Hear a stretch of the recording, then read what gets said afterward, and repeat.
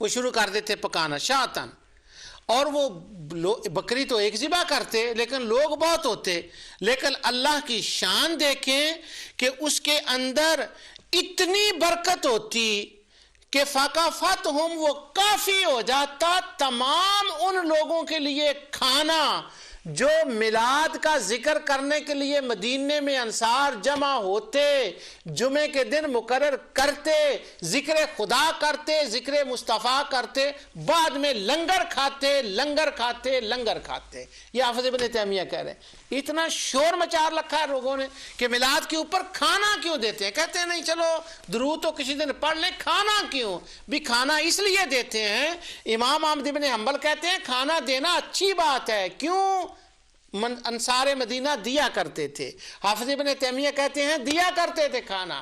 اور یہ بات اس وقت تو میں پڑھ رہا ہوں حافظ ابن تیمیہ کی کتاب سے، اور اگر اس کو کسی نے مزید دیکھنا ہو تو کتاب الجمعہ فتح الباری کے اندر حافظ ابن حجر اسقلانی نے جامع جمعے کا باب بندہ ہے نا، تو جمعے کی لفظ کا معنی بتاتے ہوئے انہوں نے وہاں مکے کے میلادوں کو بیان کیا ہے، مدینے کے میلادوں کو بیان کیا ہے کہ مکے میں دار الندوہ کے اندر حضور کے آنے سے پہلے حضور کے پردادا حضرت قصی رضی اللہ عنہ لوگوں کو جمع کرتے اور آمد مصطفیٰ کا تذکرہ کرتے، مدینے میں یہ انصار جمع ہوتے، آنے کا تذکرہ کرتے، اور اہل کتاب مدینے کے اندر حضور کے آنے سے پہلے حضور کی آمد کا تذکرہ کرتے، مکے میں دار الندوہ میں تذکرہ ہوتا، یہاں اہل کتاب تذکرہ کرتے، اور یہ صحابہ کرام حضور کے ہجرت کرنے سے پہلے حضرت ابو امامہ اسد زرارہ کے گھر میں اکٹھے، اسد بن زرارہ کے گھر میں اکٹھے ہوتے،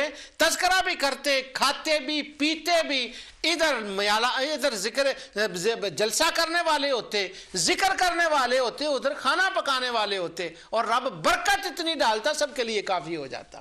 لوگ پوچھے کہاں لکھا ہے کھانا پکانا میلاد کا؟ حافظ ابن تیمیہ نے لکھا ہے۔ کس نے جائز کہا ہے؟ امام احمد ابن حنبل نے جائز کہا ہے۔ اور کرتے کون تھے؟ کما قالت الانصار، تم نے دیکھا نہیں انصار یہ کیا کرتے تھے۔ لوگ پوچھتے ہیں اکٹھے ہو کر حضور کے میلاد کا ذکر کرنا صحابہ نے کیا تھا؟ ہاں کیا تھا۔ کہاں لکھا ہے؟ اقتضاء الصراط المستقیم میں لکھا ہے۔ کہاں لکھا ہے؟ فتح الباری میں لکھا ہے، ابن حجر اسقلانی نے لکھا ہے، امام عینی نے لکھا ہے۔ اور ایک حوالہ میں آپ کو اسی گھر کا اور بتا دیتا ہوں۔ کتاب کا نام ہے مختصر سیرت الرسول، اور کتاب لکھی ہے ابن شیخ محمد بن عبد الوہاب النجدی نے۔ اس کتاب کے اندر انہوں نے اسی سارے واقعہ کا ذکر کیا ہے۔ نبی کریم صلی اللہ علیہ وسلم کے ہجرت سے آنے سے پہلے لوگ حضرت ابو امامہ اسد بن زرارہ کے گھر میں ان کا گھر مقرر کیا، وہاں جمع ہوتے، ذکر کرتے، کھاتے پکیتے، لنگر چلتا۔ یہ لنگر کا لفظ میں اپنی طرف سے کہہ رہا ہوں، اس کا ترجمہ میں کر رہا ہوں، اگر غلط ہو معاف کیجیے گا۔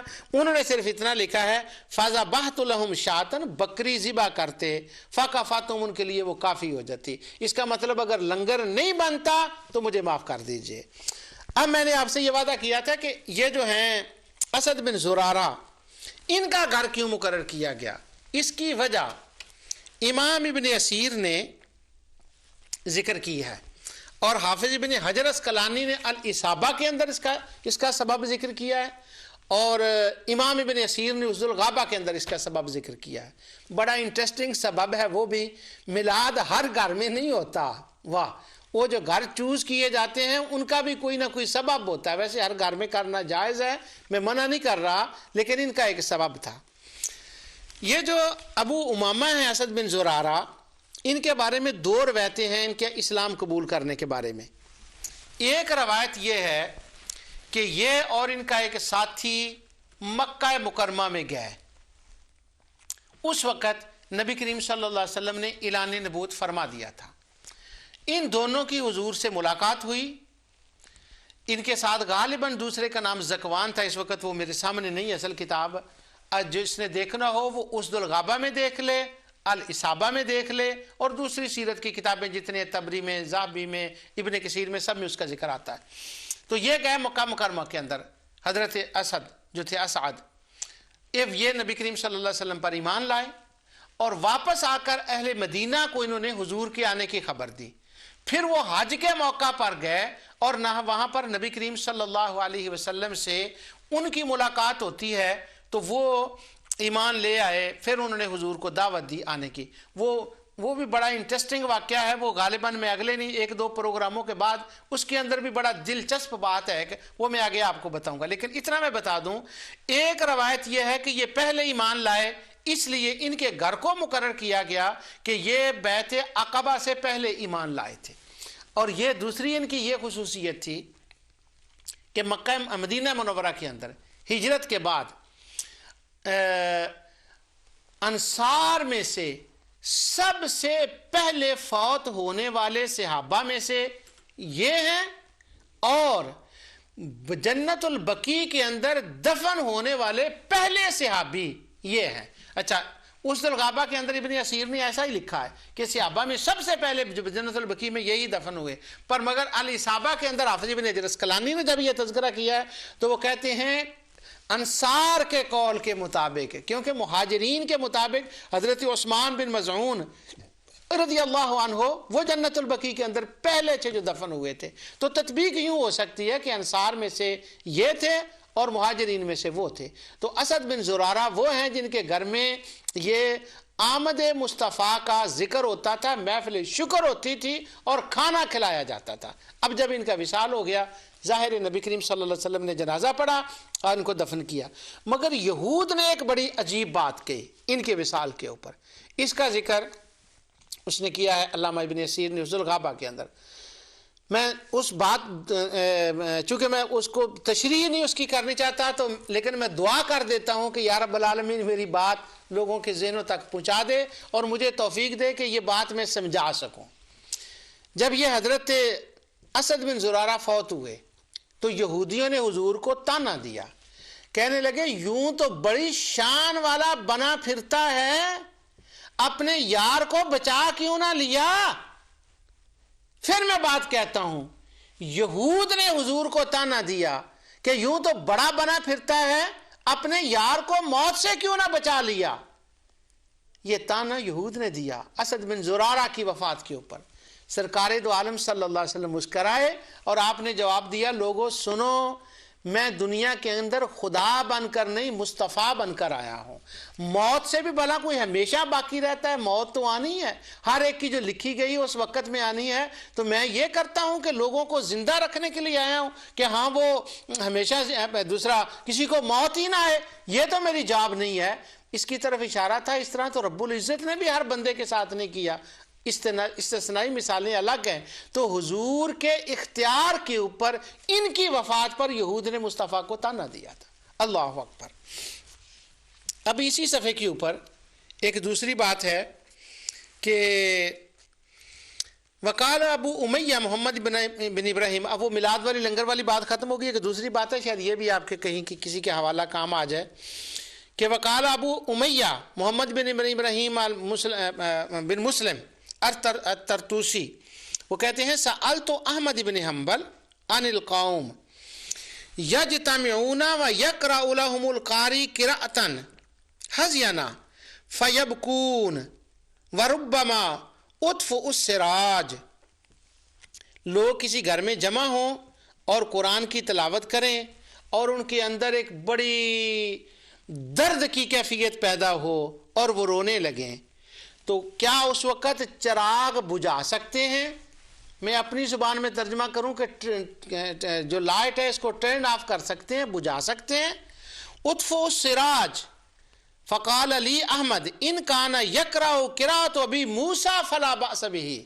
حضرت امام احمد بن حنبل نے کہا اگر ابو موسیٰ اشعری کی طرح خوبصورت قرآن پڑھنے والا ہو تو لوگ اکٹھے ہوں, روئیں, آہو بکا کریں, دعائیں مانگیں, درد کی کیفیت میں آئیں, وجد کی کیفیت میں آئیں, فلا بأس, اس کے اوپر کوئی حرج نہیں ہے.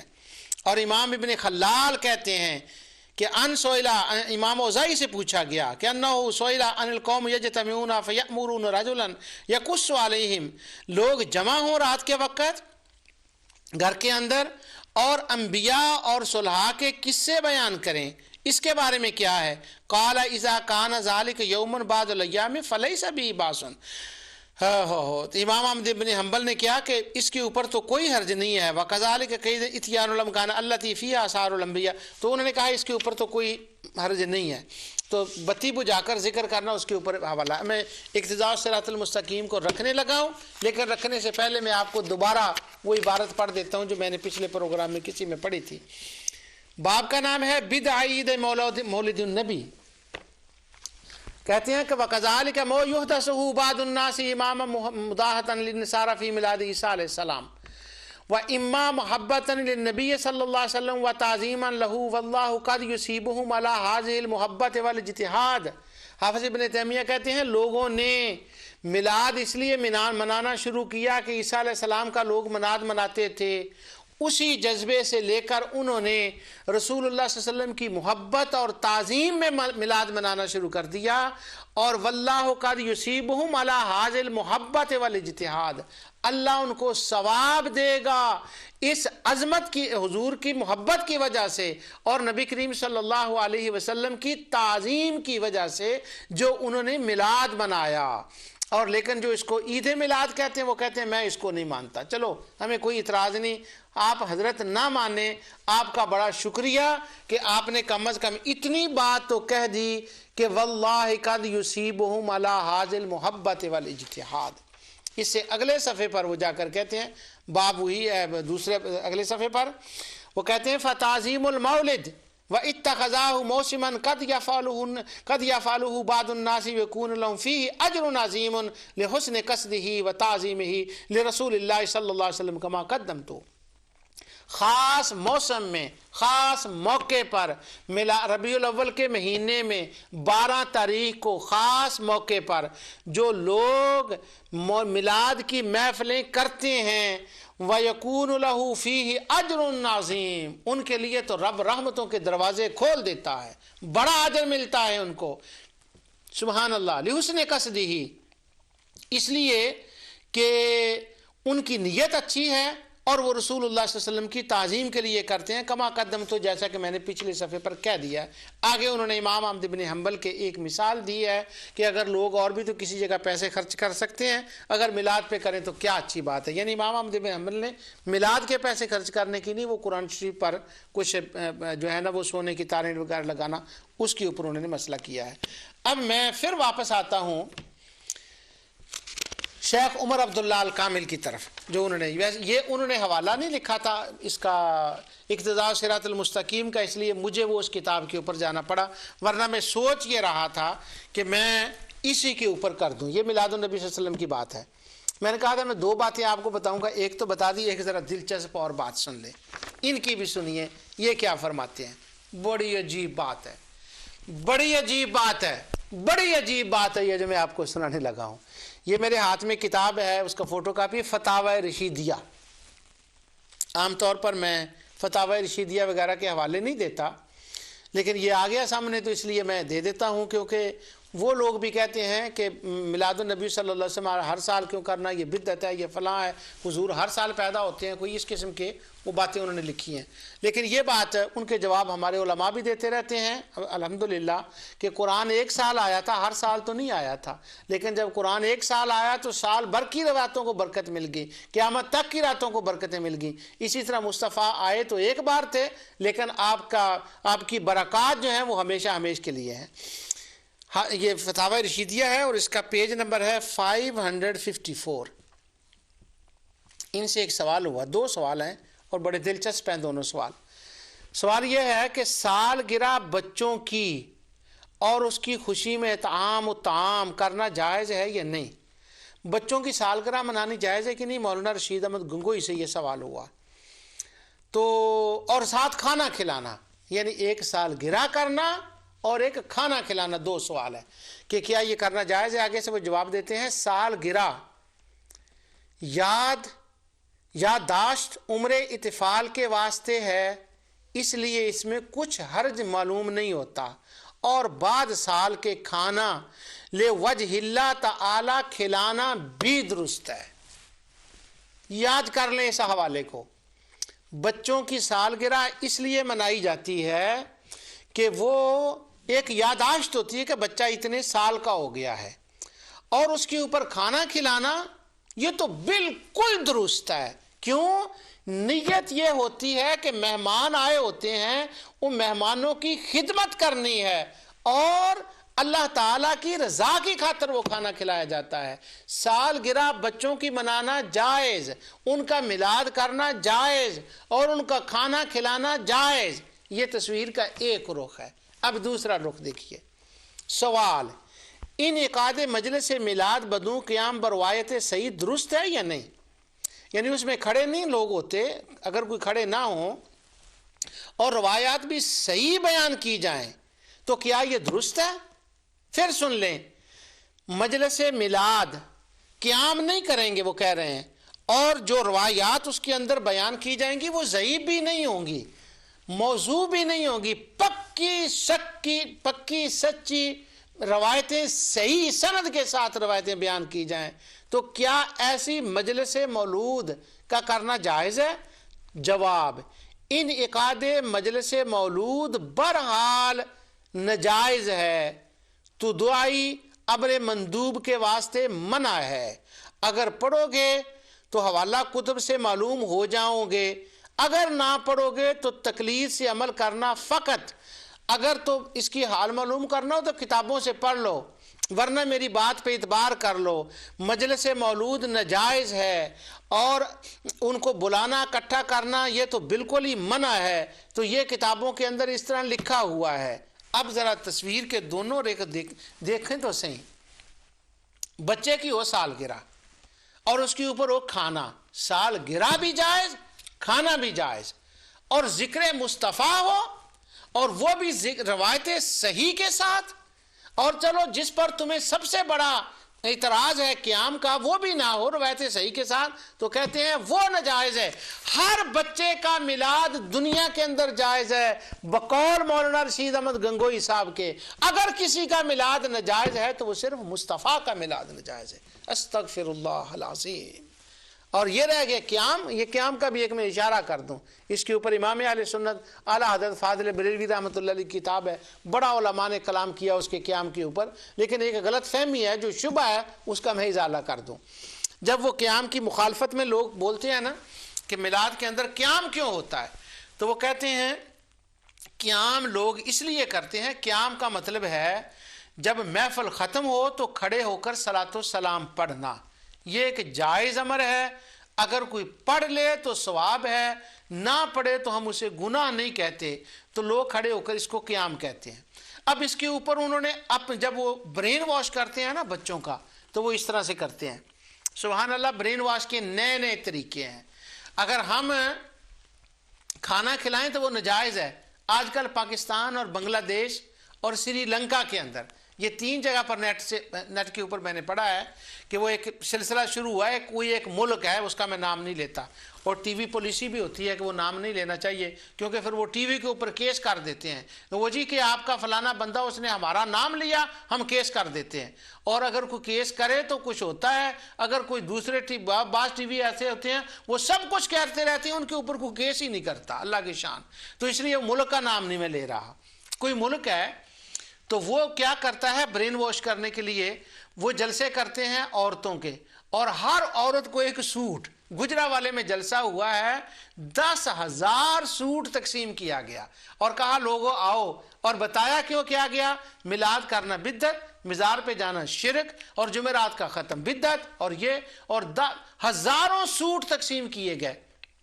اور مجھے یہ بتایا گیا تھا کہ کافی قیمتی سوٹ، اور بڑی عورتیں چلی گئیں. تو کئی ایسی عورتیں بھی تھیں کہ جو میلاد وغیرہ کو مانتی تھی وہ بھی چلی گئی. بعد میں لوگوں نے کہا تم کو گئی ہو، تو وہ کہنے لگے سوٹ تھا وہ چلی گئی. یہ ایک جو ہے نا وہ سستی کہہ لیں اس کو یا کچھ بھی کہہ لیں. تو وہ کہتے ہیں اس کے اندر یہ قیام نہیں ہے، وہ فلاں نہیں ہے. تو ہم یہ کہتے ہیں کہ جب میلاد ہو آخر میں جو سلام پڑھا جاتا ہے جو کھڑے ہوتے ہیں، اب جہاں سوٹ تقسیم کیے جاتے ہیں نا وہاں جو برین واشنگ کی جاتی ہے وہ یہ بتایا جاتا ہے کہ لوگ کھڑے اس لیے ہوتے ہیں کہ پہلے بیٹھے رہتے ہیں، ان میں سے ایک بندہ سٹیج پر کھڑا ہوتا ہے اور کھڑا ہو کر کہتا ہے وہ حضور آ گئے.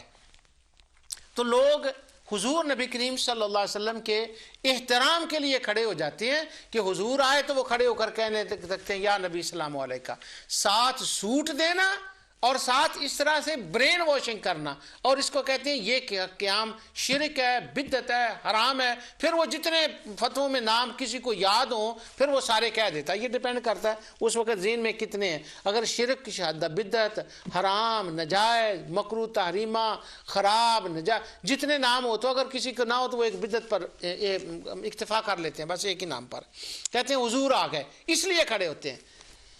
پوری دنیا میں آپ کو ایک بندہ ایسا نہیں ملے گا جو یہ کہے کہ میلاد کے وقت ہم اس لیے کھڑے ہوتے ہیں کہ کوئی اعلان کرتا ہے کہ حضور آ گئے تم کھڑے ہو جاؤ۔ خدا را یہ الزام ہے، اس لیے نہیں۔ وہ تو مصطفیٰ صلی اللہ علیہ وسلم پر جو سلام پڑھا جاتا ہے وہ سلام کا ادب اور تعظیم میں کھڑے ہوتے ہیں، اور اگر کوئی نہ ہو تو ہم زور بھی نہیں دیتے۔ تو یہ اس طرح سے کی جاتا ہے۔ تو چونکہ لفظ قیام آ گیا تھا اس لیے میں نے اس کے اوپر وہ ساتھ وہ اس بات کی بھی وضاحت کر دی۔ تو مولانا رشید احمد گنگوئی صاحب کہتے ہیں بچوں کی سالگرہ جائز مگر میلاد ناجائز۔ بچوں کی سالگرہ کے اوپر اگر کوئی کھانا کھلائے تو یہ وجہ اللہ ہوتا ہے، یہ مہمان نوازی ہوتی ہے، اور اگر کوئی میلاد کے اوپر کھانا کھلائے تو پھر وہ بدعت ہوتی ہے، وہ ناجائز ہوتا ہے۔ مفتی ہوتے ہیں جس طرح سے ان کی مزاج آتا ہے بس وہ کہہ دیتے ہیں۔ اب میں واپس شیخ عمر عبداللہ الکامل کا جو میلاد کے اوپر یہ چیپٹر ہے وہ میں آپ کو بتا رہا تھا، اور ساتھ ساتھ میں اپنی تشریح بھی کرتا جا رہا ہوں۔ میلاد کیا ہے؟